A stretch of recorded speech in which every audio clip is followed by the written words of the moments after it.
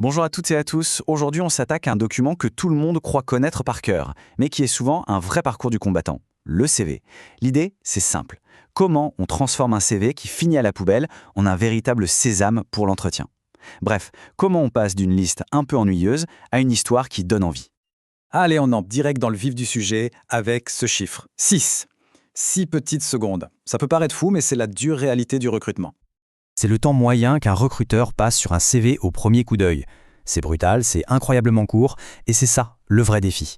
Alors, comment faire pour que ces quelques secondes jouent en notre faveur? C'est exactement ce qu'on va décortiquer ensemble. Alors voilà le programme. On va voir ça en 4 étapes. D'abord, soigner la première impression. C'est la base, c'est non négociable. Ensuite, on verra comment adapter son message pour éviter le piège du CV passe-partout. Troisième point, comment on structure son histoire pro pour qu'elle ait de l'impact. Et pour finir, on regardera les petits détails qui font une énorme différence. On commence donc par le commencement, la toute première impression. C'est là que tout se joue, dans les premières secondes.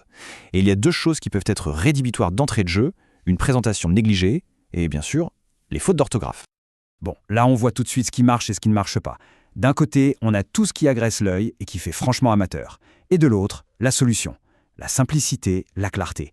Un design propre, aéré, pas plus de 2 polices de caractères lisibles comme Arial ou Calibri, et le fameux format PDF pour être sûr que rien ne bouge.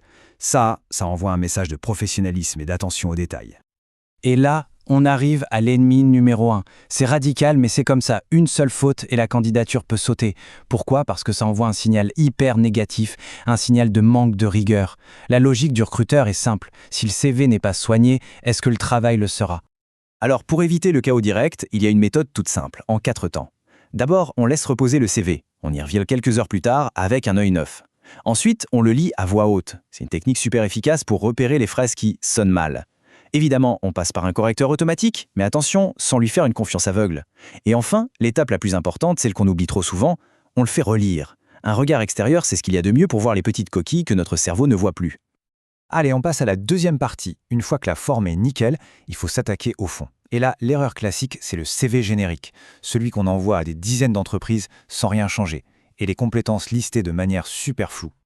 Ce qu'il faut bien comprendre, c'est qu'aujourd'hui, avant même d'être lu par un humain, un CV passe souvent par une machine, un ATS. C'est un logiciel qui scanne les candidatures à la recherche de mots-clés, des mots-clés qui viennent tout droit de l'annonce.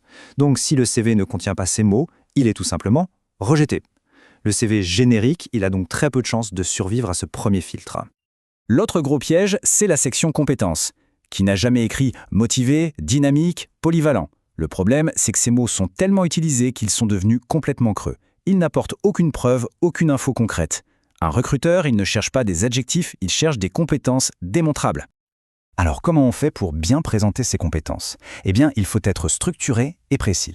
On peut les classer par catégorie, comme ici, technique, linguistique. Et surtout, on quantifie. On ne dit pas juste « je parle bien anglais », non, on utilise une norme, comme le CCRL. Dire « anglais niveau C1 », là, ça parle, c'est concret, c'est mesurable, ça a de la valeur. On arrive maintenant au cœur du CV, l'expérience professionnelle. C'est vraiment là qu'on doit passer de la simple liste à une véritable histoire. Et l'erreur fatale, c'est de présenter son parcours comme une simple succession de tâches qu'on a effectuées. Le message clé, il est là. C'est un changement total de perspective. L'idée, ce n'est pas de dire ce qu'on a fait, mais ce qu'on a accompli. La bonne question à se poser, ce n'est pas « quelles étaient mes missions », mais plutôt « quel a été mon impact ». Et ça change tout. Regardez ces exemples, c'est très parlant. Au lieu de dire « gestion des ventes », on dit « augmentation du chiffre d'affaires de 15%. » Au lieu de « responsable d'équipe », on met « management d'une équipe de 5 personnes ». Les chiffres, les pourcentages, les budgets, c'est ça le langage qui parle à un recruteur. Ça transforme une description de poste en une preuve de réussite. On attaque la dernière ligne droite, la finalisation. Ce sont tous ces petits détails qui peuvent soit faire briller une candidature, soit tout gâcher au dernier moment. On va parler des infos personnelles et des coordonnées. Commençons par ce qu'il faut supprimer, sans pitié. Toute information qui n'a rien à voir avec les compétences professionnelles est inutile et pire, elle peut créer des biais. Situation familiale, âge, opinion politique, tout ça, ça n'a tout simplement pas sa place sur un CV en France. Le but du jeu, c'est d'être évalué uniquement sur ses qualifications, point. Là, ça semble être du bon sens, mais une erreur d'inattention peut coûter cher. Une adresse email qui n'est pas professionnelle peut vraiment entacher la crédibilité. Une simple faute de frappe dans le numéro de téléphone, eh bien, c'est une occasion de contact qui s'envole. La règle d'or est simple, une adresse sobre, type prénom.nom, c'est parfait. Si on devait tout résumer en une seule phrase, ce serait celle-ci. C'est vraiment la question à se poser pour chaque ligne, chaque mot du CV. Est-ce que cette info sert ma candidature? Est-ce qu'elle apporte de la valeur pour ce poste précis? Si la réponse est non, on supprime, c'est aussi simple que ça. Et on termine sur cette question qui, je trouve, résume parfaitement l'enjeu. Un bon CV, ce n'est pas un catalogue. C'est le récit concis et percutant d'un parcours. La question à se poser donc, le CV qu'on prépare est-il une simple liste ou une véritable histoire? Une histoire qui donne vraiment envie de rencontrer la personne qui l'a écrite. La réponse à cette question peut faire toute la différence.